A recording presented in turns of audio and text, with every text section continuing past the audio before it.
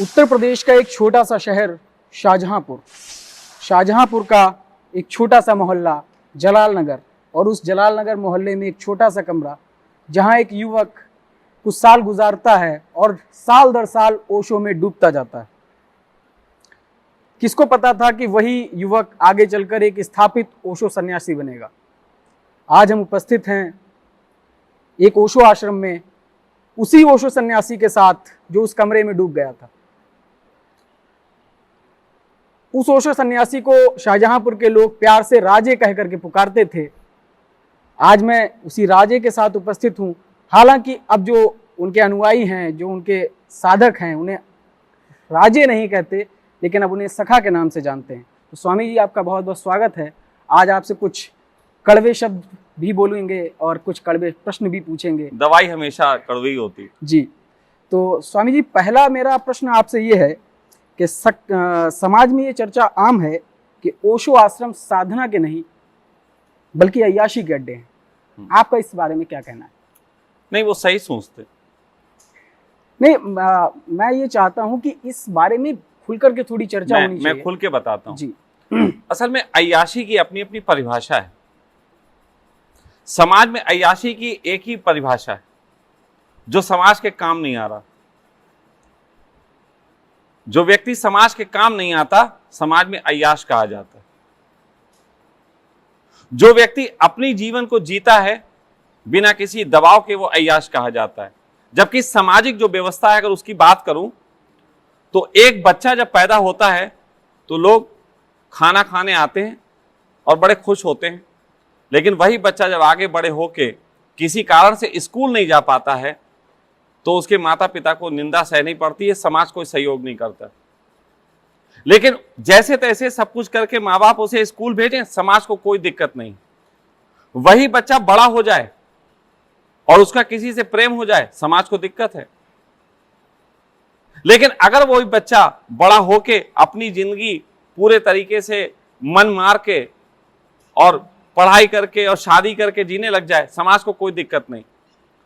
कभी कभी ऐसा लगता है समाज की व्यवस्था को देख के कि समाज दुखों के लिए तैयार किया गया, और निश्चित ही जो समाज दुखों के लिए तैयार किया गया है, वहां पे एक ओशो सन्यासी का यह संकल्प लेना कि मैं अपनी चेतना को खिलने के लिए अपने जीवन को स्वतंत्र करता हूं इस गुलामी से, अय्याशी कहा जाएगा। ठीक है स्वामी जी। लेकिन अब यहां पे कुछ और भी बातें बताता हूं। अय्याशी का क्या मतलब होता है? मैं आप देखो, आपने मेरे बारे में सब जानते हैं। आपने बताया कि मैं एक छोटे से कमरे में शाहजहांपुर में वक्त बिताया, जबकि मेरा परिवार था, मेरा सब कुछ व्यवस्था थी, वहां सारा कुछ था, उसके बावजूद एक छोटे से कमरे में जिया। कौन सी अय्याशी कर रहा था?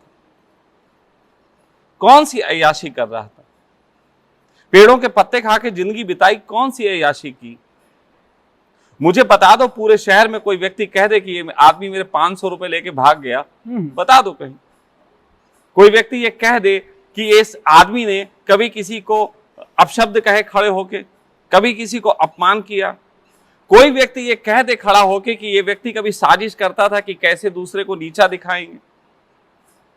क्या कोई ऐसी कोई बात है? नहीं, ऐसा तो कुछ। तो ये कौन सी अय्याशी है जो मैं कर रहा? क्योंकि अगर ओशो सन्यासी अय्याश होते हैं तो मैं महा अय्याश हूं, तो ऐसी कोई बात नहीं है। लेकिन मैंने कहा, अय्याशी का अर्थ ही है कि एक व्यक्ति ने गुलामी की जीवन छोड़ के अपनी चेतना को स्वतंत्र करने के लिए अपने आप को उन्मुक्त रूप से जीना शुरू किया, और वो व्यक्ति अय्याश कहा जाता है। तो बस इतना सा ही ओशो के ऊपर आरोप है। दूसरी चीज यह है, समाज में 3-4 चीजें हैं जो सदा ही विवादित मानी जाती, जिनमें सबसे पहले सेक्स। लेकिन मुझे यहां बैठा एक व्यक्ति और जो भी मुझे सुन रहे, एक व्यक्ति भी बता दे जो सेक्स करना नहीं चाहता और सेक्स को जीना नहीं चाहता। तो जो सेक्स को करना चाहते हैं, जीना चाहते हैं, और जिसके लिए परमात्मा राजी है, भोग से शरीर बचता है, संभोग से संसार चलता है, तो जिससे परमात्मा राजी है, वो अय्याशी कब हो गई? समाज में शराब को अय्याशी बोला जाता है, शराब पीने को। शराबी को लोग गलत बोलते हैं, लेकिन शराबी को सोमरस बोला गया। हिंदुस्तान में, हिंदुओं के धर्म में सोमरस बोला गया। मुस्लिमों में कहा जाए तो कहा जाता मरने के बाद तुम्हें वहां शराब के चश्मे मिलेंगे। हाँ। अब जब शराब के चश्मे हैं, जब सोमरस है, तो अय्याशी कहां से हो गई? बिल्कुल और तीसरी चीज जी। जो बड़ी खतरनाक है, और आप सबसे कहूंगा तो थोड़ी हंसी भी आएगी और आना चाहिए, समाज में सेक्स, क्रोध और पाद आज तक बर्दाश्त नहीं हो पाए। लोग पाद नहीं बर्दाश्त कर पाते। आप बोलते हो कि एक व्यक्ति का उन्मुक्त जीवन, एक व्यक्ति के पेट में गैस बने और वो निकाल दे, लोगों को बर्दाश्त नहीं। लोग हंसते हैं। इस समाज को तुम समाज कहते हो? सही बात। मैं कहता हूं कि सभी दुनिया के जितने भी बुद्ध पुरुष हुए, ओशो के अलावा भी, उन सब ने इस समाज का विरोध किया और इस समाज को बदलने के लिए प्रयास भी किया। समाज को बदलने का प्रयास यह किया कि कैसे ये समाज समझ पाए कि एक इंसान की व्यक्तिगत जरूरतें भी होती हैं जो उसकी आत्मा से सीधे कनेक्शन देती। बिल्कुल। स्वामी जी, अगले सवाल पे आते हैं। बिल्कुल। ओशो आश्रमों में सन्यासी नाचते हैं, झूमते हैं, गाते हैं। नाचने गाने से क्या समाज में गलत संदेश नहीं जाता? और अगर ये साधना है, अगर ये ध्यान है, तो ध्यान के और भी तरीके? देखो, मेरा मानना यह है कि शायद ओशो की देशना में लोगों को सबसे ज्यादा वही दिखता है जो कि वो देखना चाहते हैं कि जहां से वो बच सकें। ओशो एक बात कहा करते थे कि लोग मेरा विरोध इसलिए नहीं करते कि उन्हें मेरा विरोध करना है। लोग मेरा विरोध इसलिए करते हैं कि अगर वो मेरा विरोध नहीं करेंगे तो उन्हें प्रेम करना पड़ेगा, और अगर उन्हें प्रेम करना पड़ेगा तो उनके जीवन में बदलाहट आएगी। और निश्चित जानो, मन बदलना नहीं चाहता, मन को पुराने में रस है। तो इसलिए लोग सीधे उसी चीज को देखते हैं जिसको विवाद किया जा सके। नाचने में मीरा नाची, चैतन्य महाप्रभु नाचे, कृष्ण के साथ तो गोपियों का रास होता था। ये कब से ऐसा हो गया कि ये आपत्तिजनक है? इसको ध्यान क्यों नहीं बनाया जा सकता? कौन सी स्थिति और परिस्थिति ऐसी है जिसको ध्यान में परिवर्तित नहीं किया जा सकता? लेकिन हाँ, अगर कोई व्यक्ति बुद्ध के मौन बैठे चश्मे से अगर देखेगा नाचते हुए किसी व्यक्ति को, तो समझना मुश्किल होगा। लेकिन यहां ओशो की देशना में केवल नृत्य नहीं है, यहां मौन भी है, यहां कैथार्सिस भी है, यहां त्राटक भी है। लेकिन उनकी बात क्यों नहीं करते? जिस चीज पे कंट्रोवर्सी खड़ी की जाती उसी की बात क्यों होती? सिर्फ इसलिए कि लोग जो हैं अंदर से सब ओशो की देशना से जुड़ना चाहते हैं, लेकिन कहीं ना कहीं इन बातों से वो अपने आप को बचाते हैं कि दूरी कर सकें। रही बात ध्यान की, नृत्य की, तो एक बात स्पष्ट जान लीजिए कि एक व्यक्ति जो मौन बैठा हो, उसके पास जाने में एक व्यक्ति को थोड़ा डर लग सकता है, लेकिन नाचना तो उत्सव का हिस्सा रहा। आप आज देखिए कि जितनी भी रील्स बनती हैं उनमें से 90% तो लड़कियां नाच ही रही, और जो लोग विरोध करते हैं कि नाचना गलत है वो उनकी रील देखे पड़े। सबसे ज्यादा वही इंटरनेट खर्च होता है।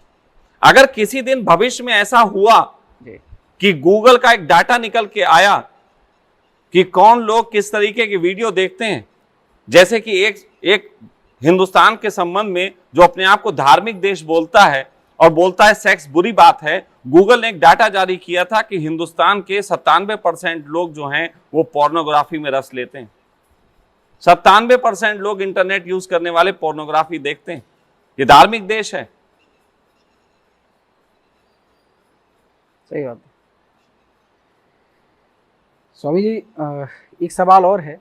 सो कॉल्ड सभ्य समाज में एक खुसफुसाहट आम है कि क्या ओशो आश्रमों में सेक्स की आज़ादी है? मैं इसका एक थोड़ा सा वही बात है, क्योंकि तरीका हम लोगों का थोड़ा अलग होता है। जी। कौन सा घर है जहां सेक्स की आज़ादी नहीं है? हर जगह हो रहा है। कौन सा घर है जहां सेक्स की आज़ादी नहीं? और मैं कह सकता हूं कि वो घर नरक होगा जहां सेक्स की आज़ादी नहीं।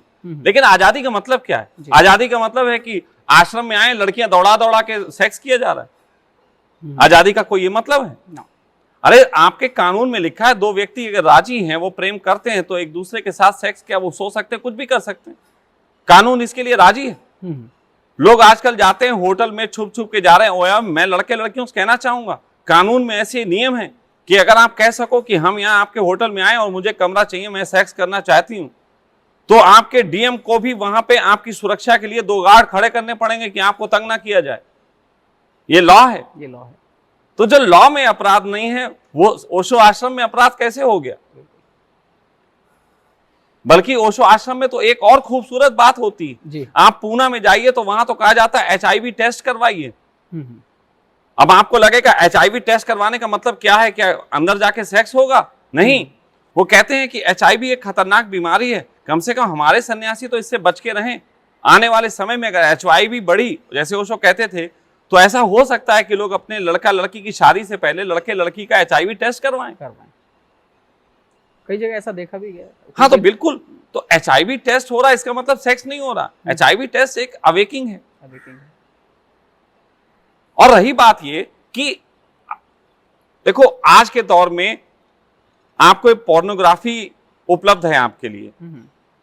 एक छोटा सा बच्चा भी स्त्री के शरीर को जानना चाहता है, अगर वो पुरुष है तो बिल्कुल उसे रस होता है और इसका जीता जाता एग्जाम्पल हमारे कृष्ण हैं। हमारे कृष्ण के संबंध में शास्त्रों में लिखा है, मैं नहीं कह रहा, शास्त्रों में लिखा है कि जब लड़कियां चढ़ जाती, वहां नहाने घुस जाती थी तो उनके कपड़े उठा लेते थे और जाके पेड़ पे बैठ जाते थे। और जब वो बाहर निकलती थी और अपने अंग छुपाती थी तो कृष्ण कहते थे उनसे कि तुम लोगों ने अपराध किया कि तुम सूर्य के सामने जो है वो नग्न आ गए, अब तुम माफी मांगो। तो वो जब हाथ जोड़ के माफी मांगती थी तो कृष्ण जो थे उनके अंग देख के जो है वो आनंदित होते थे। अब अगर ये बात शास्त्रों में लिखी है तो मैं ये नहीं कहूंगा शास्त्रों में गलत लिखा, मैं ये कहूंगा कितने महान लोग थे कि इस बात को मनोविज्ञान के तहत कितना सहज देखते थे। आज हम कुंठित हो गए, देख नहीं पा रहे उस चीज को। आज हमारे घर में बच्चा, छोटा सा बच्चा अगर नग्न आ जाता तो तुरंत हमें शरीर का सौंदर्य नहीं दिखाई देता, उसके चेहरे का सौंदर्य नहीं दिखाई देता, हमें नंगा दिखाई देता। आपने देखा होगा कि एक कच्छा बनियानधारी गिरोह चलता है जी। कच्छा बनियानधारी गिरोह ने समझ रखा है कि हिंदुस्तान कहां अटक गया है, इसलिए कच्छा पहन के निकलते हैं। जब वो डकैती डाल के चले जाते हैं, पुलिस वाले पूछते हैं आपने देखा वो कैसे थे? बोले हाँ वो कच्छा पहने थे। चेहरा, आप क्या पुलिस कच्छे से पकड़ेगी? आप समझो कि चोरों ने भी, डकैतों ने भी इस साइकोलॉजी का उपयोग किया कि यहां के लोग जो हैं कितना कामुक हो गए। इनको चेहरे का सौंदर्य नहीं दिखाई देता, किसी व्यक्ति का जीवन नहीं दिखाई देता, नग्नता दिखाई देती है। और वो नग्नता नहीं है, परमात्मा ने दी है, सहजता है। नग्न तो हम पैदा हुए, अगर परमात्मा को वस्त्रों की जरूरत होती है हमें साथ में 2 वस्त्र भी भेज देता। इतना सब कुछ भेजा, 2 वस्त्र नहीं भेज सकता था। सही बात है। लेकिन नहीं, समाज इस चीज के लिए अच्छा है कि समाज में हमें कुछ चीजों की सुरक्षा मिलती है, लेकिन समाज इस चीज के लिए बुरा है कि उस सुरक्षा के लिए हमें अपनी आत्मा की कीमत चुकानी पड़ती। संन्यास पैदा ही तब होता है जब समाज में रहते हुए किसी व्यक्ति की आत्मा को खिलने में दिक्कत हो। वहां से कोई व्यक्ति कहता कि नहीं अब बहुत हुआ, अब मुझे संन्यास में उतरना है, तो जैसे ही वो उस समाज की गुलामी से मुक्त होता है अय्याश कहलाने लगता है। तो इन अर्थों में तो निश्चित ही हम सब ऐसे हैं, यहां जितने बैठे हैं सब अय्याश, और अगर अय्याश नहीं है तो अय्याश होने की तैयारी कर रहे हैं। और मुझे देख के कि ये महा अय्याश बैठा हुआ, इनमें हिम्मत जगती होगी कि जब ये कर सकता है हांड मास का तो मैं भी क्यों नहीं कर सकता। और मैं कहता हूं कि जिस दिन 2 4 5 भी मेरी तरह देख के चलने लगे मेरा काम पूरा हो गया।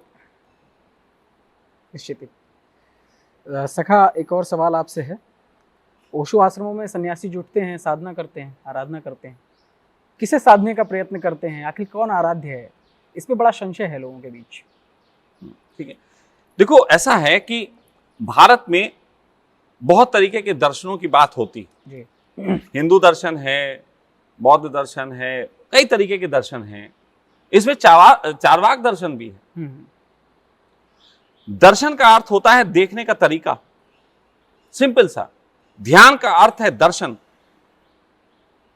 अब कोई व्यक्ति अगर ध्यान में उतरेगा जी, तो उनमें से बहुत से लोग हो सकते हैं जिनको ऐसा लगे कि अंदर शून्य है। बहुत से लोग ऐसा कह सकते हैं आंख खोल के जो है वो परमात्मा है। तो ये देखने के अपने ढंग हैं। आपने पूछा कि किसको साधते हैं जी, तो ध्यान में साधना होती, ध्यान में साधना नहीं है, साधना। अगर आप साधने का प्रयास करते हैं जी, तो आप ध्यान में नहीं हैं। अगर आप साधते नहीं हैं तो आप एक साधक हैं। साधना ये पूरा शब्द है जी। आप साधने की कोशिश करते हैं, कृपया करके कोशिश ना करें, साधे ना। तो साधना ये है। ठीक है। तो ध्यान में अगर वास्तव में ओशो की देशना की बात की जाए तो ध्यान में साधना नहीं है, साधना है। हाँ, साधना। ठीक है।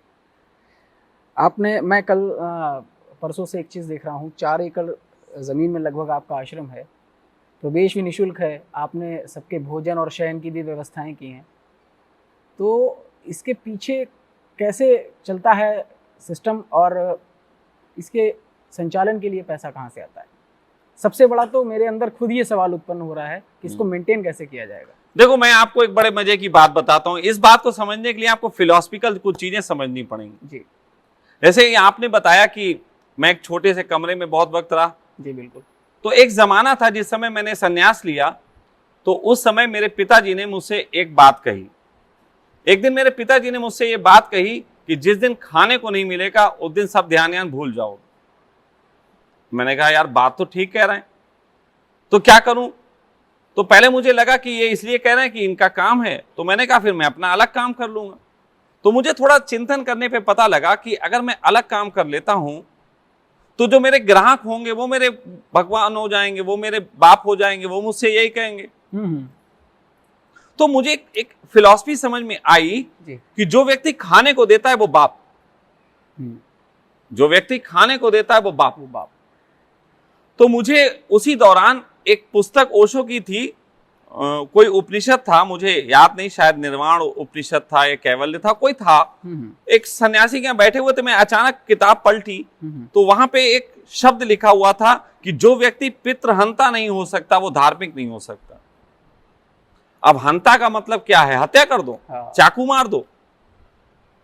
नहीं, मैंने अपनी दृष्टिकोण से ये लिया कि जब तक मैं पिता से मुक्त नहीं होता, उस पिता से जो खाने को देता, तब तक मैं कहीं ना कहीं उलझा रहूंगा, क्योंकि समाज दमन देगा। ऐसी कंडीशन में मैंने जो था पेड़ों के पत्ते खाने शुरू कर दिए। एक लंबे समय मैं पेड़ों के पत्ते खाता, या जंगल में निकल जाता था, किसी लौकी तुरई कुछ भी जो भी ऐसा लगता था खाने योग्य मैं लेता था, खा लेता था। टमाटर ले लो, आप बाजार चले जाओ, किसी के टमाटर 2 मांग लो, मना नहीं करता। मैंने कुछ दिनों तक ये भी किया कि मैं अकेला जब रहता था तो बाजार चला गया, बाजार जाके किसी सब्जी वाले से मैंने कहा भैया एक टमाटर दे देना, उसने एक टमाटर दे दिया।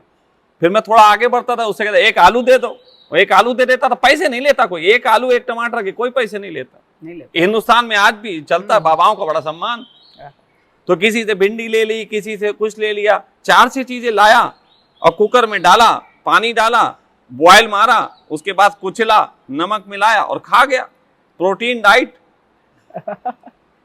तो जब मैं ऐसे करने लगा तो उस दौरान मुझे कुछ लोगों ने देखा कि अरे स्वामी जी ये पत्ते खा रहे हैं। तो हिंदुस्तान में बड़ा उल्टा है, तुम लड्डू खाओ, वो कहेंगे कि आप लड्डू खा रहे हो, ये आदमी गलत है। और तुम पत्ते खाओ, वो कहेंगे स्वामी जी आप महान हो, चलो आपको लड्डू खिलाते हैं। बिल्कुल सच्ची बात बता रहा हूं। तो मेरे साथ भी कुछ ऐसा हुआ कि जैसे जैसे मैं त्याग रहा था, अचानक लोग मुझे जो हैं वो ऊपर ले जा रहे थे। अब आप पूछते हैं कि ये इतनी बड़ी व्यवस्था जो चल रही है, इतना बड़ा आपने आश्रम बनाया, इतनी सब खाने पीने का फ्री है। सच बात तो यह है कि फ्री के पीछे 2 कारण हैं। सबसे बड़ा कारण यह है कि मैं नहीं चाहता कि एक साधक के पास जो वास्तव में साधना करने निकला है, सिर्फ भोजन की वजह से उसकी साधना में कोई रुकावट आए। पहला हृदय साधक के लिए कि जो व्यक्ति साधक है वो कम से कम भोजन से, आवाज से, कपड़े से मुक्त रहे और यहां साधना कर सके, क्योंकि हर व्यक्ति उतनी तकलीफ नहीं सह सकता जितनी मैंने सही। अब कुछ व्यक्ति मुझसे भी ज्यादा तकलीफ सह सकते हैं, वो इससे बड़ा आश्रम बनाएंगे। लेकिन दूसरा जो बात थी वो ये थी कि ओशो के ऊपर एक बहुत बड़ा इल्जाम है कि ओशो अमीरों के गुरु थे। है कि नहीं है? बिल्कुल। तो मुझे लगा चलो यार, जो लोग ये कहते हैं उनसे ये भी दिखा दें कि चलो गरीबों के लिए भी कर दिया। अब आ जाओ भाई, तुम कहते हो अमीरों के लिए हम आ नहीं सकते, चलो अब गरीबों के लिए खोल दिया, आ जाओ। बहाना मत खोजना। कोई व्यक्ति बहाना ना खोज सके, इसके लिए एक ऐसी व्यवस्था गठी। अब ये बातें चलती कहां से? हाँ। तो आज अब आप सब लोगों को खोल दे रहा हूं, अभी कुछ लोगों को मैं खोल चुका हूं, इसलिए अब मुझे आपत्ति नहीं। जी। पहली बात तो यह है कि इस आश्रम को चलाने के लिए शुरुआती दौर में हमारे पास जो सामर्थ्य थी, उसके अलावा जो सखा वेलनेस हमारा कार्य है जिससे हम धन लेते हैं लोगों से, लोगों का इलाज करते हैं, तो हम लोगों ने वहां से शुरुआत की। लेकिन क्योंकि इतना बड़ी व्यवस्था में कम समय में शुरू करनी थी जी। अगर इतना बड़ा आश्रम कोई भी व्यक्ति बनाएगा तो कम से कम कंस्ट्रक्शन करने में 3 से 4 साल लगेंगे कि नहीं बिल्कुल लगेंगे? मुझे ये टारगेट था कि 1 साल में बनाना, और धन की रुकावट सबसे बड़ी रुकावट होती है। तो मैंने अपनी कोठी को गिरवी रख के पैसे भी लिए हैं, कर्जा भी लिया है, ये आज ओपन कर देता हूं। लेकिन घबराने की जरूरत नहीं है। मैं एक बात बता रहा कि कार्य ना रुके, किसी को कोई दिक्कत ना हो, मैंने ये भी किया। अब कोई कहेगा अरे स्वामी जी आपकी ये कुर्बानी किस लिए? कोई कुर्बानी नहीं है भाई, मेरा आनंद है। कितने लोग ऐसे हुए जिन्होंने अपनी संपत्तियां अपने गुरु के चरणों में चढ़ा दी। अगर मेरी भी एक कोठी चढ़ जाएगी तो उधर कोठी ही तो जाएगी और इधर हमने महल बना लिया। अगर टेक्निकल रूप से देखो, सही बात, कि अगर 3-4 करोड़ रुपए की कोठी चली भी गई तो 3-4 करोड़ में तो हमने महल बना लिया। तो आप बताओ कि मैंने कोई घाटे का सौदा किया? मैं ये बात इसलिए कह रहा हूं क्योंकि मेरी बात को कभी भी भविष्य में कोई कुर्बानी के रूप में, कोई दया के रूप में नहीं देखा जाना चाहिए। मैं ओशो सन्यासी हूं, मेरी बुद्धि इतनी है, मैं सोच लेता हूं कौन सा काम बेहतर है, कोठी के बदले महल, आजादी। इतना बड़ा तो किसी का घेर भी नहीं होता। भाई हम बाहर हैं, हम यहां रहने लगेंगे। लेकिन रही बात यह कि चिंता किसी को हो रही हो तो मैं बता देता हूं, कोठी भी कहीं जाने वाली नहीं है। मेरा कार्य ध्यान बहुत अच्छा है, व्यवसाय बहुत अच्छा है, मुझे कोई दिक्कत नहीं, और किसी तरीके की चंदे की मुझे कोई आवश्यकता नहीं। मैं नहीं जानता कि और धर्म के लोग क्या सोचते हैं, लेकिन मैं ये जानता हूं कि परमात्मा से बेहतर कोई सोच नहीं सकता। परमात्मा ने मुझे पैदा किया एक बनिए के घर में, स्वभाव दिया क्षत्रिय का, और सन्यासी बना के ब्राह्मण की ललक दे दी। वाह। बनिए के घर में पैदा किया, क्षत्रिय का स्वभाव दिया और ब्राह्मण जैसी जो है ललक दी। अब ऐसी स्थिति में मैं किसी की चंदे की रसीद काट के ईगो सहला नहीं पाता हूं। सही बात, मुझे ईगो सहलाना आता नहीं।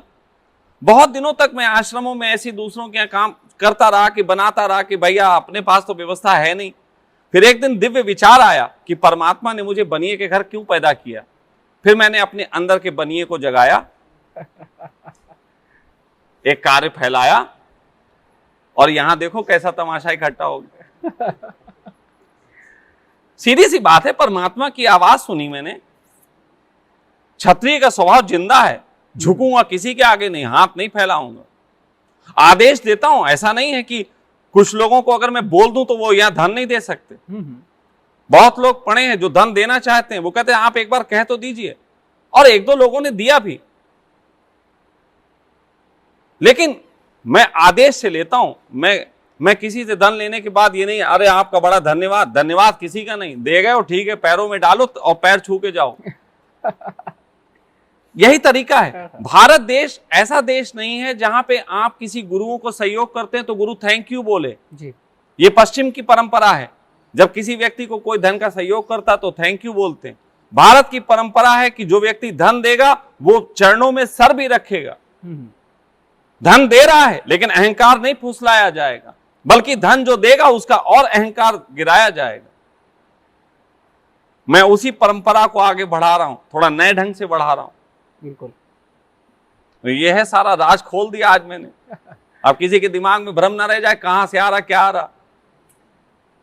स्वामी जी एक और प्रश्न है कि जैसे शाहजहांपुर में एक आम सा लड़का राजे तृप्ति रेस्टोरेंट चलाते थे, कुछ ही वर्षों में देखते देखते एक स्थापित ओशो सन्यासी और एक आश्रम के संस्थापक, इसके पीछे क्या कोई मैजिक है क्या, कैसे इतनी जल्दी कैसे? देखो सच बात तो यह है कि आप कह रहे हो एक आम सा लड़का शाहजहांपुर में तृप्ति रेस्टोरेंट चलाता था जी।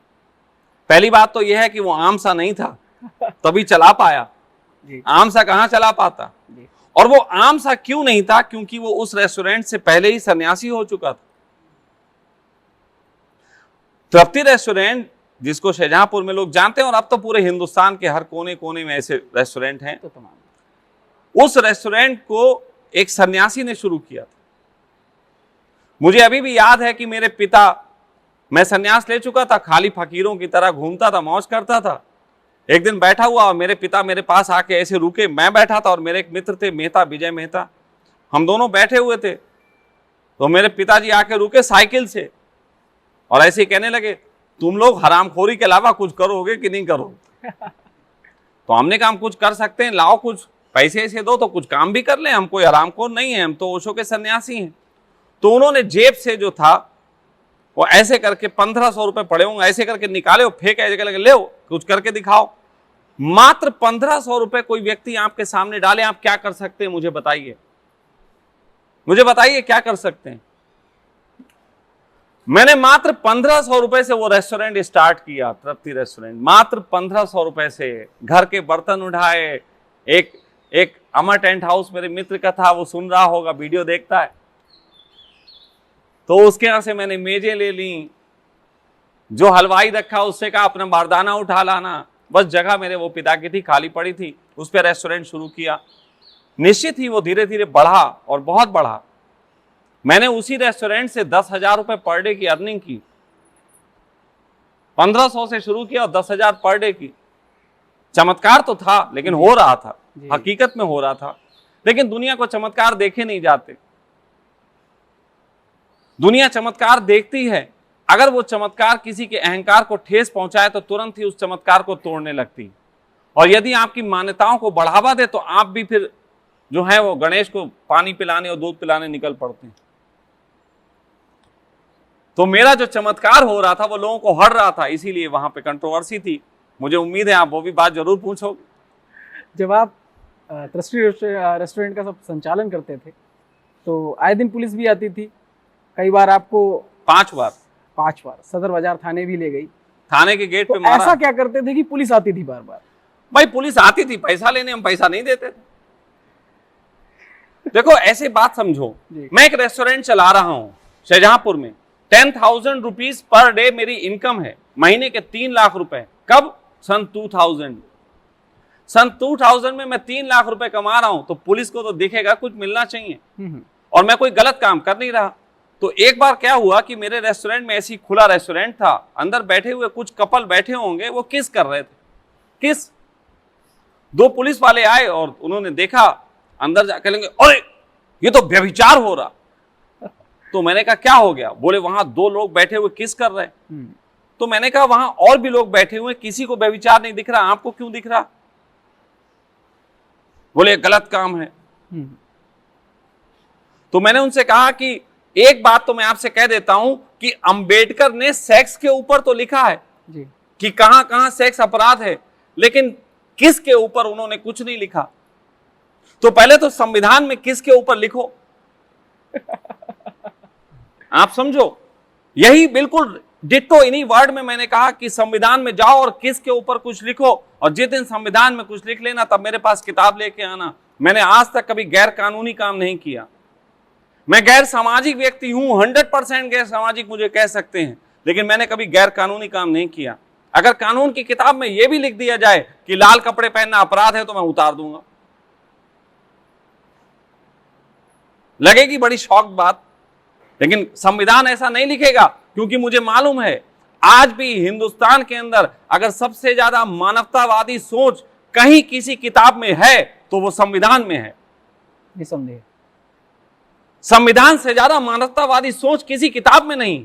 किसी ना किसी, हर किताब में कुछ ना कुछ ऐसी बातें हैं जो आदमी की आत्मा की हत्या करती, लेकिन संविधान की किताब पढ़ के आप अपनी आत्मा को जगा सकते हैं।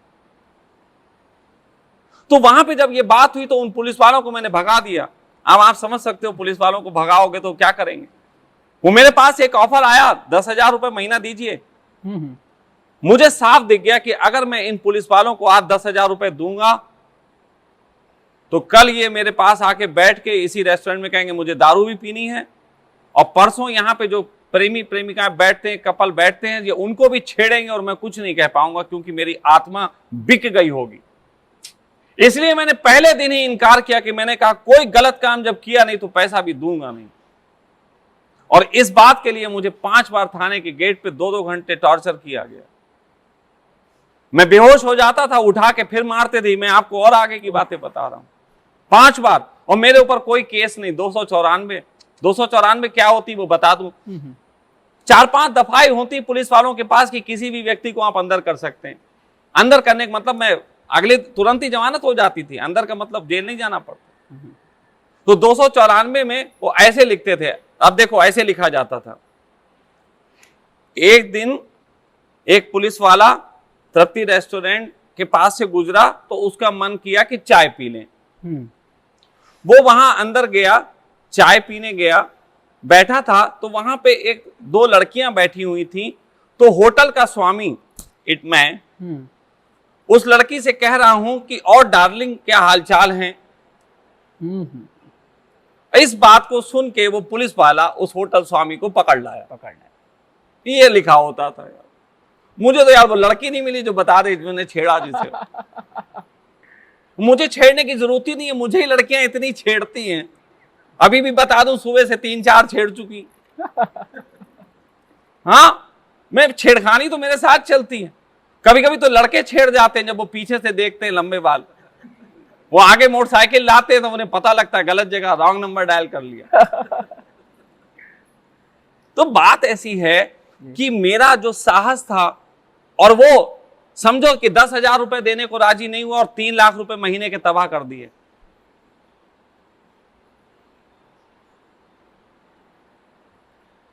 सब जब लड़कियों की बात चल ही रही है तो एक और प्रश्न। शहर में बीचों बीच पॉश इलाके में आपका शानदार घर, भरा पूरा परिवार, माता पिता, भाई बहन, पत्नी, बच्चे, इन सबको छोड़ करके आप शहर में ही एक छोटे कमरे में किसी और स्त्री के साथ कई वर्ष रहे, ऐसा हाँ, क्यों? एक सन्यासी थी जी। और वो सन्यासी इस गांव में भी मैं 2 साल रहा हूं, तब वो यहाँ भी मेरे साथ थी। नाम लेना इसलिए उचित नहीं समझूंगा, अब वो किसी की पत्नी है। ठीक बात। जो जानते हैं वो जानते हैं, है ना। तो ये नाम लेना उचित नहीं है क्योंकि वो किसी की पत्नी है। तो वो सन्यासी जब मुझसे जुड़ी थी तो वो अपना घर बार छोड़ के मेरे पास आ गई थी। शाहजहांपुर में मेरे घर पे ही आई थी, पहले मेरे घर पे ही आई। तो जब वो मेरे घर पे आई, अब देखो आप हो, आप मेरे घर पे आ जाओ और मेरे घर वाले आपका अपमान करें, ठीक है। तो एक बात बताओ कि एक जेन्युइन इंसान होने के कारण मुझे क्या करना चाहिए? सम्मान की रक्षा करनी चाहिए। मुझे अपने अतिथि की रक्षा करनी चाहिए, नहीं करनी चाहिए? निसंदेह। अब मैं एक लड़की की रक्षा कर रहा था, मैं उसके लिए लड़ गया। जब मेरे घर में आई, घर वालों ने कहा कि ये सब यहाँ, ये लड़की नहीं आएगी, इसे निकालो उसे, एकदम उसको अपमान करने लगे। तो मैंने कहा ये बात गलत है, अगर ये जाएगी तो फिर घर से मैं भी जाऊंगा। तो फिर मैं भी चला गया। और जब चला गया तो अब किसी के साथ चला गया हो तो कहां रहोगे? मेरे पास धन नहीं था, तो एक छोटा सा कमरा जैसे तैसे कर पाए थे, किराए पे लेके रहे थे तो रहे थे। सुना जाता है उसमें पैर फैलाने तक की जगह नहीं थी। नहीं, ऐसा नहीं था, मेरे पैर पूरे फैल जाते थे। 8x8 का कमरा था, मैं 6 फुट का हूं। खाना भी वही उसी के अंदर बनाना बिल्कुल, एक छोटा सा कमरा था 8x8 का। किचन भी मेरा उसमें होता था, मैं रहता भी उसी में था, वहीं पे जीवन चलता था। और मैं समझता हूँ यहाँ रिजवान बैठे हुए हैं, मैं आपको एक व्यक्ति से मिलवाऊंगा। और ये रिजवान वो व्यक्ति हैं कि उस दौरान ये महीने भर का राशन मुझे पहुंचा जाते थे। ये बैठे हूं, महीने भर का राशन ये मुझे दे जाते थे कि स्वामी जी ये राशन है और कोई जरूरत हो तो बता दीजिए। तो ऐसी व्यवस्था चलती थी। ओशो के प्रवचन सुनने के लिए एक छोटी सी टीवी भी है। हाँ, छोटी सी टीवी भी थी। मैं देखो हमेशा अपडेट रहा हूं, मेरी एक आदत रही है कि मेरे पास कुछ हो ना हो, टीवी और इंटरनेट जरूर होना चाहिए जी। नहीं, पहले डिश होती थी, अब इंटरनेट होता है। कारण सिर्फ एक है कि अगर मैं आपसे संवाद कर रहा हूं और मैं आज के दौर की चीजों को नहीं जानता तो संवाद कैसे करूंगा? और मेरे पास इतनी सामर्थ्य नहीं है कि मैं दुनिया में विचरण करके जगह जगह जाके पैसा खर्च करके उन चीजों को समझ पाऊं। तो टीवी एक अच्छा माध्यम है जिसके माध्यम से दुनिया में हो रही बदलाहटों को समझा जा सकता है। आज भी आप लोग आएंगे अगर मेरे पास कभी चंडीगढ़ तो पाएंगे कि मैं अपने कमरे में दिन भर पड़ा रहता हूं, मेरा टीवी चलता है या मेरा नेट चलता है, मैं दुनिया की इंफॉर्मेशन अपडेट होता रहता हूं। और मैं यहां बैठे जितने भी लोग हैं, जितने मॉडर्न डेज के लोग हैं, उन सबसे ज्यादा अपडेट व्यक्ति हूं, सबसे ज्यादा अपडेट। मॉडर्न गैजेट्स, आधुनिक चीजें ज्यादा से ज्यादा जो हो सकती हैं, दुनिया की टेक्नोलॉजी कहां जा रही है, मुझे सब पता है। और मैं समझता हूं ये भी ओशो का ही दिया हुआ एक सूत्र है। ओशो भी हमारे, अगर अच्छा बताओ, आप सब बताओ, अगर आज ओशो जीवित होते तो उनका फेसबुक अकाउंट होता नहीं होता? जाहिर सी बात है। होता ना होता? यूट्यूब चैनल भी होता और सबकी मां बहन कर रहे होते बैठे। वो वहीं से अपने कमरे से, वो भी कमरे में ही रहते थे, लेकिन वो उस समय की जो पुस्तकें थी उनको पढ़ते थे। वो उस समय अपडेट होने के लिए पुस्तकों का इस्तेमाल करते थे, मैं टीवी का कर लेता था, बस इतनी सी बात। वो कोई मेरा व्यसन मत समझना। किन्हीं सज्जन ने मुझे बताया कि स्वामी जी के पास एक छोटी सी टीवी थी। खैर, देवभूमि उत्तराखंड में एक जगह है ऋषिकेश, वहाँ भी एक आश्रम बना था। फिर कुछ शायद विवाद हुआ, आश्रम छोड़ा, वो वैसे देखिए शाहजहांपुर वापसी हुई। बिल्कुल, ऋषिकेश का विवाद लगभग सबको पता है, जितने भी लोग मुझे जानते हैं उनको ऋषिकेश का विवाद पता है। लेकिन क्योंकि आप इस वीडियो के माध्यम से बात कर रहे हैं जी। और जो वीडियो रिकॉर्ड कर रहे हैं, मैं इनसे भी एक आग्रह करूंगा, इस वीडियो को बिना किसी एडिटिंग के, बिना किसी एडिटिंग का मतलब है कि कटना मत, कहीं कोई चीज काटने योग्य नहीं है, और अगर हो तब भी डालना, तो बिना उसके डालना। तो उस समय जो बात थी वो सिर्फ इतनी सी थी कि मैं एक आश्रम तो निश्चित ही बनाना चाहता था जहां मैं सन्यासियों को खेलने के लिए दे सकूं जगह। तो एक मित्र थे, उन्होंने उस समय मुझे आग्रह किया कि ऋषिकेश में एक जगह है, आप मेरे पास आइए। मैं वहां गया, उन्होंने कहा स्वामी जी यहाँ कुछ कर सकें करें। तो मेरा भाव तो ये था कि मैं उसको खरीद के करूं जी। लेकिन आप सबको ये भी पता है कि उत्तराखंड में जगह नहीं खरीद सकता उत्तराखंड के अलावा कहीं का व्यक्ति, पता है ना, टेक्निकल पॉइंट है। तो मुझे ये था कि मैं यहाँ जगह खरीद नहीं सकता, तो फिर कैसे लूंगा। तो बात ये थी कि मैंने सोचा कि मैं एक ट्रस्ट बनाता हूं, और उस ट्रस्ट के तहत मैं, ट्रस्ट जब थोड़ी जवान हो जाएगी 1.5-2 साल बाद, तो मैं उस जगह को परचेज कर लूंगा। बस ये था, क्योंकि मैं समय नहीं गंवाना चाहता। जैसे ये आश्रम 4 साल की बजाय 1 साल में तैयार किया, तो 3 साल हमने जीत लिए ना। क्या 3 साल का मूल्य कुछ नहीं होता? 3 साल का बहुत मूल्य है। आदमी जब मरता है तो 3 मिनट चाहता है, हम तो 3 साल जीत लिए। तो कहने का अर्थ है उस समय भी मेरा यही था, मैंने कहा जब आपसे हम खरीदेंगे तब तो अलग मूल्य देंगे, देंगे ही देंगे जमीन का मूल्य, बस हमें ये बनाने दो। ठीक है। अब उन्होंने कहा बनाओ, क्या आपत्ति है, और मैंने बनाना शुरू कर दिया। लेकिन जब बन के तैयार हुआ तो जो उन्होंने मूल्य बनाया था उससे मूल्य बढ़ा दिया उन्होंने। तो मैंने कहा यार नियत थोड़ी सी गड़बड़ लगी, मैंने कहा यार ये बात थोड़ी अच्छी नहीं है। तो फिर हमारे यहाँ एक और सन्यासीन थी, उसने जब उसे पता लगा कि इस तरीके का नियत उसकी खराब हो रही है, तो उसने और ज्यादा बवाल का वीडियो डाल दिया गुस्से में आके कि गोपाल ने ऐसा किया, गोपाल ने वैसा किया। बस उसने ये कहा, उसके बाद उसको मौका मिल गया, वो मौका मिल गया शाम को आके, मेरे ख्याल से यहाँ कुछ उपस्थित लोग भी हैं जो थे, आप भी थे, तो उनको मौका मिल गया शाम को आके और अपने तरीके से ये कि भाई अब मुझे लगा कि अब बात वहां तक पहुंचेगी, उससे पहले मैंने निर्णय लिया। मैंने कहा यार तुम रखो यार, और मैं जा रहा हूं यहां से। अगर तुम्हें लगे कि मैंने यहां कुछ लगाया तो मुझे देना चाहो तो दे देना, नहीं तो छोड़ो। मैंने सिर्फ पिता की तस्वीर उठाई, वहां से चला गया। लेकिन उसके बाद उसने जो किया, मैंने सिर्फ उससे ये कहा था कि मैं जा रहा हूं और ये जो बच्चे यहाँ पे हैं इनके लिए थोड़ा सा मैं शेल्टर ढूंढ लूं, रुकने की जगह ढूंढ लूं, तब तक इनको यहाँ रहने देना। यही कहा था कि तब तक इनको यहाँ रहने देना, उसके बाद मैं इनको बुला लूंगा। मैंने तो छोड़ ही दिया था। ठीक है। लेकिन उसको उतावलापन इतना हो गया कि उसने 4थे-5वें दिन उन बच्चों के साथ जो है वो मिसबिहेव शुरू कर दिया। तो उन सारे बच्चों को जो है वहां से निकलना पड़ा। बस ये कहानी है। लेकिन मैं एक बात आपसे कहता हूं, आज चलो एक बात बताता हूं। वैसे ये बात, ऐसी बातें मैं मोस्ट ऑफ वीडियोस में करता नहीं हूं, लेकिन आज कर दे रहा हूं। जब मैं वहां से निकला तो मात्र मैं 40 किलोमीटर दूर पहुंच पाया था। मुझे एक लड़के का फोन आया जो कि ज्योतिष है मेरा। उसे एक फोन आया और उसने मुझसे कहा कि स्वामी जी आज कुछ हुआ है क्या? तो मैं हंसने लगा। मैंने कहा क्या बात है, तूने कुछ वीडियो देखे? कहने नहीं, आप बताओ कुछ हुआ है क्या? मैंने कहा नहीं, पहले तुम बताओ क्या होने वाला था। उसने कहा स्वामी जी आज कुछ ऐसी घटना होने वाली थी जिस घटना के तहत आपको या तो वो चीज के लिए लड़ना था या वो चीज त्याग देनी थी। तो हमने कहा फिर, कहने का लेकिन एक बात स्पष्ट है, यदि उस चीज के लिए आप लड़ोगे तो आप बर्बाद हो जाओगे, और उस चीज को यदि त्याग दोगे तो अगले दिन से आपके लिए परमात्मा रास्ते खोल देगा। मैंने कहा फिलहाल तो मुबारक हो, मैं छोड़ के ही आ रहा हूं।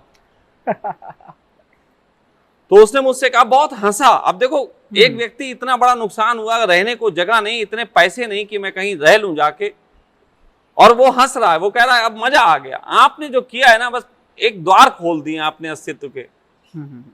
और उसने उस वक्त मुझसे कहा, और इसीलिए मैं कहता हूं कि ज्योतिष में बहुत धार है अगर सही से इस्तेमाल करने वाला हो। उसने मुझसे कहा मात्र 15वें दिन आपकी कोठी होगी। मैंने कहा रहने की जगह नहीं तो कोठी की बात कर रहा, यहां तो कोई फ्लैट मिल जाए किराए पे, यही बड़ी बात होगी।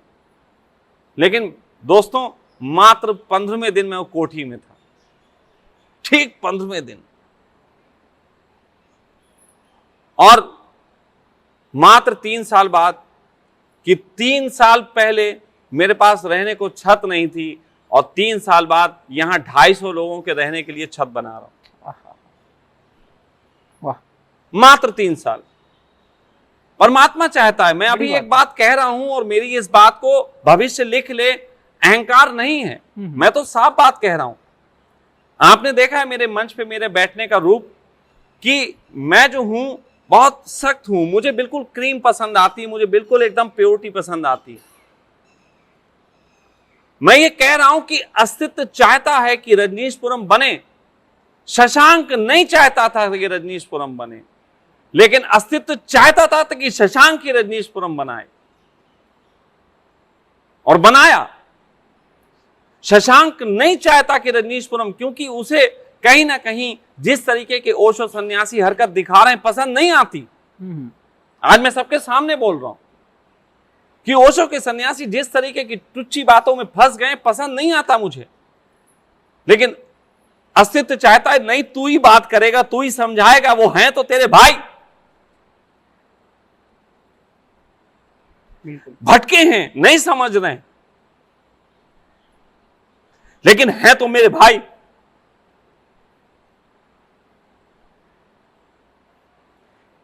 इसलिए कर रहा हूं।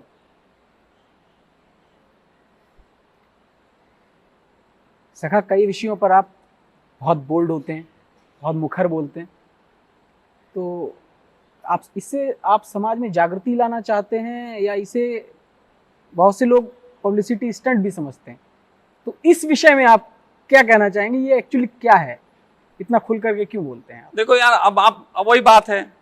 मैं छुप के बोलूं तो लोग कहेंगे राजनीति कर रहे हैं, मैं खुल के बोल रहा हूं तब भी लोग कहेंगे राजनीति कर रहे हैं। ये तो देखो देखने का दरिया। लेकिन मैं एक बात कहता हूं, अपने चलते हुए रेस्टोरेंट को जो 3 लाख रुपए महीने की कमाई करता हो, उसको बर्बाद कर देना क्या राजनीति हो सकती? बिल्कुल नहीं। 5 बार पुलिस थाने के गेट पे 2-2 घंटे के लिए अपनी पीठ पे कोड़े खाना क्या राजनीति हो सकती? क्या राजनीति हो सकती है कि अपनी बेटी, अपनी जवान बेटी, अपनी पत्नी, अपने सबको छोड़ के एक स्त्री के लिए जो मेरे घर आ गई थी, और ऐसा मत समझना स्त्री के लिए, एक बार मैंने एक पुरुष के लिए भी घर छोड़ा, वो मेरा दोस्त था, उसका अपमान हुआ था, मैंने घर त्याग दिया। एक स्त्री के लिए घर छोड़ देना, मान लो चलो स्त्री के लिए छोड़ दिया, ये राजनीति हो सकती? एक व्यक्ति जो कि खुशहाल जीवन जी सकता है आज की तारीख में, उसे कोई किसी प्रकार की कमी नहीं है, और फिर चंडीगढ़ छोड़ के यहां बनाता है गांव में आके एक आश्रम, क्या ये राजनीति हो सकती? कैसे होगी राजनीति? लेकिन राजनीति है, वो इन अर्थों की राजनीति है कि जो व्यक्ति स्वयं राजनीतिक हैं उन्हें उसी दृष्टि से देखना आएगा। और रही बात ये, मैं क्या करना चाहता हूं, मैं बसाना चाहता हूं एक स्वर्ग धरती पर, आदमी जिसमें रहे बस आदमी बनकर। आज देखो ना ये क्या हो रहा है। अभी मैंने सुना, आज मुझे बड़ा अफसोस हुआ कि आज सुनने में आया कि वो योगी ने पता नहीं क्या ऐसी कोई घोषणा की है कि इस रोड पे जाने वाली कांवड़ यात्रा में सड़कों पे जितने भी रेस्टोरेंट या कुछ पढ़ते हैं तो वो लिखेंगे कि प्रोप्राइटर, उनके मालिक कौन है। कितनी गंदी बात। आप लोग यहां आए, आप बता दो आज तक दुनिया में कोई व्यक्ति बता दे कि मैंने उसकी जात पूछी। जात हमारी ब्रह्म है। मैं कहूंगा सब लोगों से जो मेरा ये वीडियो देखते हैं, योगी को जवाब देने के लिए लिख दो कि मेरी जाति ब्रह्म है। मैं देखूं कि योगी उस दुकान को बंद करवा पाता है कि नहीं। और ऐसी बात कर रहा हूं, यूपी में बैठ के कर रहा हूं। लिखो, सभी लोग अपनी दुकान के लिखो, नीचे लिखो जात हमारी ब्रह्म है। कुछ हो सकती है जात इसके अलावा? नहीं, मैं खुद ही अपना टाइटल ब्रह्मात्मज लिखता हूं। बिल्कुल, तो जात हमारी ब्रह्म है, ये ओशो ने कहा था। उनका उत्सव हमारी जाति, आनंद हमार गोत्र। इसीलिए हंसते गाते सन्यासी पैदा किए। लेकिन ये कौन सा समाज हम बना रहे हैं जहां आदमी को जात पात के हिसाब से व्यापार करना पड़ेगा? ये हम कौन सी 21वीं सदी में प्रवेश कर रहे हैं जहां पे हम दुनिया की सबसे बड़ी इकोनॉमी बनेंगे, अपनी इकोनॉमी को नष्ट करके? ओशो मुझे इसलिए प्रिय है कि ओशो ने धर्म के नाम पे केवल पाखंड नहीं खड़ा किया, बल्कि जरूरत पड़ने पे राजनीति पे भी बोले, शिक्षा पे भी बोले। मैं भी बोलूंगा। मुझे लगेगा वर्तमान के समय में मेरे निकट में अगर कुछ गड़बड़ हो रही है जो कि मनुष्यता को, उसकी आत्मा को नुकसान पहुंचाती, तो मैं बोलूंगा। दर्द है किसी को किसी के नाम से पूछना, किसी की जाति से पूछना बड़ी अपमान की बात है। यहां सब तरीके के लोग हैं, बिल्कुल। यहां मुस्लिम भी हैं, रिजवान बैठा है, नसीम बैठे हैं, मैरून वस्त्र इन्होंने धारण किए, पैर छूने लायक हैं। कोई जात पात मान रहे हैं? अगर जात पात का खेल चल रहा होता तो लाल कपड़े तो नहीं पहने होते। हम और रिजवान एक ही जगह बैठ के हम लोगों ने जो है वो सिमैया भी खाई हैं, प्रसाद भी खाया है, और जिस जगह बैठ के खाया है उसके दाएं जो है वो मस्जिद है और बाएं जो है वो मंदिर है। शाहजहांपुर में ऐसी जगह है, हम लोग वहीं बैठ, आपको पता है, मैं भी लगभग वहीं बैठता हूं। कहने का अर्थ ये है कि जात पात में क्यों बांटना? बिल्कुल, मैं इससे सहमत नहीं हूं और मैं किसी तरीके की राजनीति नहीं कर रहा। मैं सिंपली अपनी बात कह रहा हूं कि मैं ना हिंदू ना मुसलमान, मुझे जीने दो। दोस्ती है मेरा ईमान, मुझे जीने दो। कोई एहसान ना करो मुझ पे, ये एहसान होगा।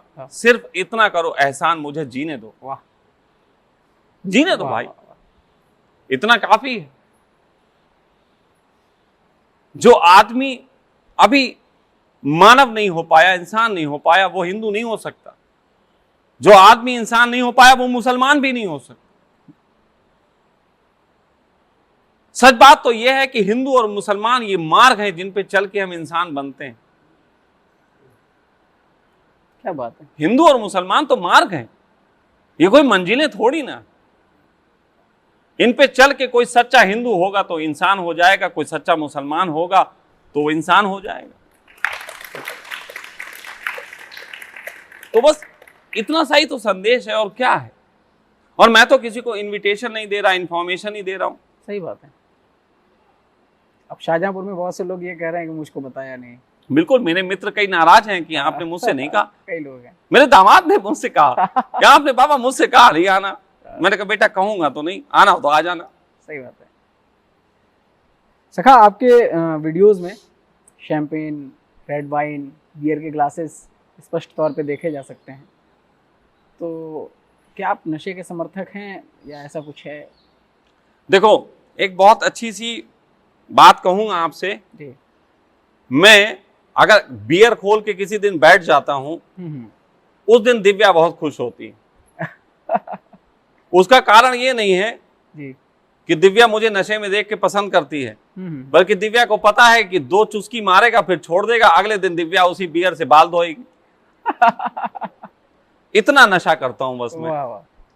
बदनामियों के लिए अपनी जुबान पे शराब को लगा लेता हूं कि कहीं मेरे शराब पीने वाले दोस्त ना कहें कि तुम तो महान हो और मैं छोटा। वाह, इतनी सी बात है, बदनामियों के लिए पीता हूं। वाह वाह वाह। किसी को छोटा बड़ा नहीं दिखाना चाहता, इसलिए मुंह पे लगा लेता हूं। शराब में इतनी औकात नहीं कि मुझे नशे में दे। शराब में इतनी औकात नहीं, मैंने बहुत बड़ा नशा किया। वो शराब के पास इतनी औकात नहीं है। हाँ, मैं बहुत पी लूं तो मेरा शरीर गिर सकता है, लेकिन मैं शतरंज तब भी खेल लूंगा। लेकिन मुझे उसकी जरूरत नहीं। लेकिन हाँ, फिर भी मैं रखता हूं, दिखाता हूं। कई लोग ऐसा कहते हैं। कई बार तो मेरे पास ऐसे गिलास भी हैं जिसमें है कुछ नहीं। अब बार बार बियर कब तक खोल के दिखाऊं? तो भाई इसलिए ऐसे गिलास भी खरीद लिए जो दिखता है कि बियर है, वो पीले पीला पानी भरा होता है उसमें। तो बात ऐसी है कि शराब, और इसका मैं समर्थक नहीं हूं लेकिन विरोधी नहीं। ठीक। क्योंकि ओशो ने एक बार यह भी कहा था कि मैं चाहता हूं कि मैं तुम्हें वो बता सकूं जो मुझे हुआ, लेकिन गूंगे के गुड़ जैसी तो बात है, जो मुझे हुआ वो तुम तक बताऊं कैसे?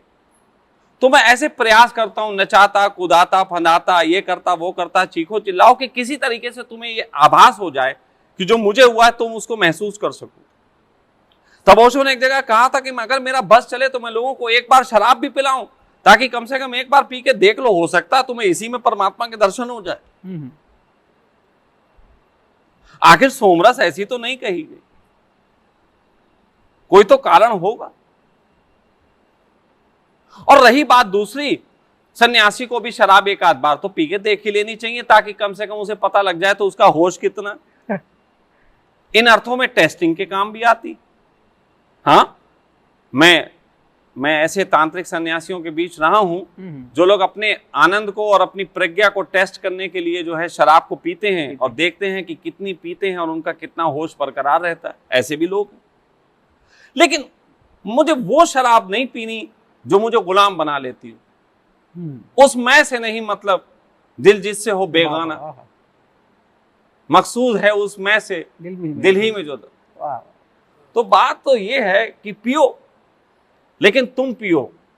जिस दिन शराब तुम्हें पी लेती है अच्छी नहीं होती। एक छोटी सी कहानी है और वो मैं आपको सुनाऊंगा जरूर, ये बड़ा अच्छा सा है कि एक बार अकबर से किसी ने जाके कहा कि आपको पता है बीरबल शराब पीने लगा। तो अकबर ने कहा ऐसा हो नहीं सकता कि बीरबल शराब पीता हो। तो उन्होंने कहा नहीं नहीं पीता है, हम आपको दिखा सकते हैं। तो अकबर ने कहा देखना चाहेंगे। तो बीरबल के घर में एक गुप्त खिड़की काटी गई जहां अकबर को खड़ा किया गया और उन्होंने कहा रात को बीरबल यहीं बैठेगा आके और शराब पिएगा और आप देखना। तो बीरबल खड़े हुए और थोड़ी देर बाद वहां पे अकबर खड़े हुए और थोड़ी देर बाद बीरबल आ गया। शराब लगी, खाने पीने को ड्राई फ्रूट्स लगे। लोगों ने कहा देखो देखो पी रहा है। अकबर बोले रुको मुझे देखने दो। तो बीरबल ने एक पैक बनाया और ऐसे करके कहा बता तू कौन। पैक से पूछा बता तू कौन। उसने कहा मैं जाम में चुस्की। बीरबल ने उसको पी ली, ड्राई फ्रूट वगैरह खाए। दूसरा पैक बना, बीरबल ने पूछा बता तू कौन। और चुस्की मस्ती में बदल गई थी तो उसने कहा मैं जाम में मस्ती। बीरबल ने फिर उसको पी लिया। तीसरा बना, बीरबल को थोड़ा और सुरूर हो चुका था। बीरबल बता तू कौन। उसने कहा मैं जाम में मौज। बीरबल ने कहा पी गए। अब थोड़ा सा सुरूर बढ़ा। तो चौथा जब पैक बना तो बीरबल ने पूछा बता तू कौन। तो उसने कहा मैं जाम में शराब। शराब नहीं पीता मैं। क्या बात है, बहुत अच्छे से डिफेंड कर लेते हैं सर आप। शराब नहीं पीनी चाहिए है ना। जामे चुस्की चलेगी, जामे मस्ती चलेगी, जामे मस्ती चलेगी, जामे मौज चलेगी, शराब मत पीना। वाह, शराब अच्छी बात नहीं होती। क्या बात है। सखा, जनपद शाहजहांपुर आपकी जन्मभूमि है, कई लोग आपके चाहने वाले भी हैं वहाँ। क्या कभी वापसी का सोचा है? क्या आश्रम वहां भी बनेगा कभी? क्या वहां भी ऐसे मौज होगी कभी? एक बार जब मैंने सन्यास लिया था तो मेरे पिता ने मुझसे पूछा था जी कि तू घर क्यों छोड़ दिया, सन्यास क्यों ले लिया। तो मैंने कहा पिताजी आपको 5-6 लोगों का परिवार दिखाई देता है और मुझे पूरी पृथ्वी अपना परिवार दिखाई देती। अब मैं 6 लोगों का ख्याल रखूं कि 6 अरब लोगों का ख्याल रखूं, आप ही बता दीजिए। तो मित्र, दिए का काम होता है रोशनी देना, दिए का कोई घर नहीं होता। मैं जहां हूं वही मेरा घर है। वापसी वाली बात तो मैं तब सोचूं जब मुझे यहां पे अपनापन ना मिला हो, या मैं जहां पे रहा वहां मैंने अपना ना बना पाया हो। वैसे निश्चित ही मेरी मातृभूमि है और जो भी मेरे मित्र मेरी मातृभूमि का ख्याल रखते हैं मैं उनसे जुड़ा हुआ हूं और मैं अपनी मातृभूमि के लिए जो कर सकता हूं वो करता रहता हूं समय समय। आपके क्रोध के बारे में काफी कुछ सुना है मैंने। क्या एक सन्यासी का क्रोधी होना ठीक है? आप तो शाहजहांपुर के वासी हैं, जलालाबाद भी जानते खूब होंगे। जानते हैं। वहां जलालाबाद में एक व्यक्ति की भूमि है, जन्मभूमि। किसकी? भगवान परशुराम। परशुराम की, ठीक है। बिल्कुल। और परशुराम ने कितना क्रोध किया? बहुत। मैंने तो अभी तक फरसा नहीं उठाया। असंख्य लोगों की हत्याएं की। मैंने तो अभी तक फरसा नहीं उठाया, अभी तक तो जुबान से ही मारा है। मैंने कभी किसी को शारीरिक हिंसा नहीं की, जुबान से ही काफी है। लेकिन क्रोध भी, आप क्रोध क्यों मानते हैं उसको? क्रोध अभिव्यक्ति का एक तरीका है। आपको मालूम है कि एक बच्चा जब क्रोध में होता है तो वो अपने पैर पटकता है। वो पैर पटक के अपनी ऊर्जा को पृथ्वी पे मार के अपनी मां से कहता है, एक मां उसकी दिख रही है जो उसको जन्म दिया, लेकिन एक पृथ्वी मां है। वो क्रोध करके अपनी मां को बताता है कि मुझे कुछ चीजें अनएक्सपेक्टेड हैं, ये मुझे स्वीकार नहीं है। वाह। ओशो का एक ध्यान प्रयोग है जिसमें पैरों को पटक पटक के जो है वो अपने आप को कैथारसिस किया जाता है। और तो और भगवान शंकर का अगर कभी आपने तांडव देखा हो तो तांडव में भी पैर पटके जाते हैं। अरे भाई, तो पैर पटकने की तो परंपरा हमारे सदियों से चली आ रही है, मैं भी तो बस अपनी बातों के माध्यम से पैर ही पटक रहा हूं। ये तो सभ्यता का एक हिस्सा है। क्रोध भी जी एक ऊर्जा है, और क्रोध एकमात्र ऐसी ऊर्जा है जिसको करते वक्त आदमी कोई भी राजनीति नहीं करता। करता है कोई ना? क्रोध के वक्त कोई राजनीति नहीं होती। क्रोध के वक्त छोटा बड़ा नहीं होता। क्रोध के वक्त किसी तरीके का जो है स्त्री पुरुष नहीं देखा जाता। क्रोध रिश्ते नाते नहीं देखता। तो कभी कभी ऐसा नहीं लगता कि क्रोध जो है बुद्धत्व को उपलब्ध हो गया? सही बात। लेकिन क्रोध शुद्धतम करो, ऐसा वाला मत करो, ऐसा वाला मत करो, अंदर अंदर से आ रहा है फिर रोक रहे हो, वो वाला मत करो। किसी भी ऊर्जा को रोकना अच्छा नहीं। पानी को रोकोगे वो एक दिन बांध तोड़ देगी, तबाही लाती है। क्रोध को दबाओगे, छोटे छोटे क्रोध जब दबाए जाते हैं तो बड़े बड़े आतंकवादी पैदा होते। जो लोग छोटे छोटे क्रोध नहीं कर पाते वो बहुत बड़ी हिंसा करते हैं। मैं निकाल देता हूं और एक बात बताता हूं, क्रोध करता हूं पूरे मन से, प्रेम करता हूं पूरे मन से। ओशो ने एक बड़ी प्यारी सी कहानी सुनाई थी इससे संबंधित। उन्होंने कहा था एक बार एक व्यक्ति शादी करके गौना करा के अपनी पत्नी को वापस ला रहा था अपने साथ। उसकी पत्नी उस समय घूंघट में थी, लेकिन वो स्त्री बड़ी दिव्य रही। उस स्त्री को एक चीज तो थी कि मेरा पति मुझे ऐसा चाहिए जो बहुत प्रेम करे। हर स्त्री यही चाहती है कि उसका पति उसे बहुत प्रेम करे। लेकिन वो दौर जमाना वो था कि घूंघट में थी, उसने अपने पति का चेहरा भी नहीं देखा था। और वो उसको लेके आ रहा घोड़ा गाड़ी पे लेके अपनी पत्नी को आ रहा। बीच में कहीं ऐसा हुआ कि घोड़ा थोड़ा ठिठक गया। घोड़ा ठिठक गया और उस ठिठक में आगे चलने से मना कर दिया। वो बार बार घोड़े को एक दो मारा उसने, एक दो बार, लेकिन घोड़ा आगे नहीं चला। उस व्यक्ति को क्रोध आया, वो नीचे उतरा, उसने तलवार उठाई और घोड़े की गर्दन काट दी। तो जब गर्दन काटी तो उसकी पत्नी उठी और ये देख के उसको लिपट गई, कहने कि मैं धन्य हो गई, मुझे वो आदमी मिल गया जो मैं खोजती थी। ओशो कहते हैं कि जो व्यक्ति पूर्ण क्रोध नहीं कर सकता वो पूर्ण प्रेम भी नहीं कर सकता। क्या अद्भुत बात है। जो पूर्ण क्रोध नहीं कर सकता वो पूर्ण क्षमा भी नहीं कर सकता। तो जो भी करो पूर्णता से, क्योंकि पूर्णता का मतलब होता तुमने शिखर छू लिया और शिखर के बाद ढलान आती। पूर्णता के बाद ही ढलान आएगी। कुछ लोग चढ़ते बार बार चढ़ते हैं, उतर आते हैं, वो शिखर ही नहीं पा रहे। और जो शिखर पा जाता है वो ढलान पे आता है। क्रोध जिस समय शिखर पे होता है उसके अगले ही क्षण जो है बहुत बड़ी शांति की घाटी भी होती। लेकिन क्रोध की तो सबको ऊंचाइयां दिखाई देती हैं, शांति की घाटियां का उन्हीं को पता होता है जिन्होंने क्रोध किया होता है। मुझसे पूछो कि जिस दिन मैं क्रोध करता हूं और पूर्ण वेग से क्रोध करता हूं, उसी दिन मैं शांति की घाटी में बैठा विश्राम भी कर रहा होता हूं। इतना सा खेल है। जब ओशो कहते हैं हर चीज को ध्यान बना लो, तो क्या क्रोध छूट जाएगा? जब ओशो कहते हैं कि किसी भी चीज को ध्यान बनाया जा सकता है, संभोग से समाधि तक की तो बात बता दी, तो क्रोध छूट गया। तो मैं कहता हूं क्रोध का भी सम्मान होगा, लेकिन क्रोध हिंसक नहीं होना चाहिए। क्रोध अभिव्यक्ति के रूप में है, प्रेम भी अभिव्यक्ति है, क्रोध भी अभिव्यक्ति का एक तरीका है। बस इतना सा बात। चलिए, गुरु पूर्णिमा का दिन था आज, आपका काफ़ी समय ले लिया, आपका बहुत बहुत धन्यवाद। आपने हमारे सवालों का बहुत अच्छे से जवाब भी दिया।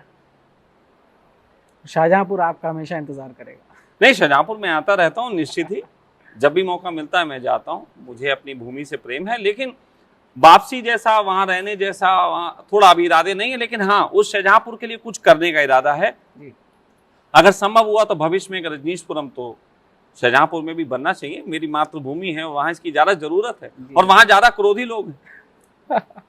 शाहजहांपुर में इतने ज्यादा क्रोधी लोग हैं कि सबसे ज्यादा क्रांतिकारी शाहजहांपुर में। अभी आप देखते हो कि एक बाबा जी को एक लड़की ने बर्बाद कर दिया,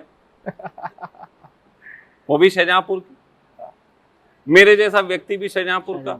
तो शाहजहांपुर क्रोध की भूमि है, तो वहां भी एक आश्रम की जरूरत तो है। फ्यूचर में कोशिश करेंगे, और यदि मैं कोशिश में असफल होता हूं तो आप मुझे माफ मत करना, मैं अगला जन्म लेके फिर आऊंगा।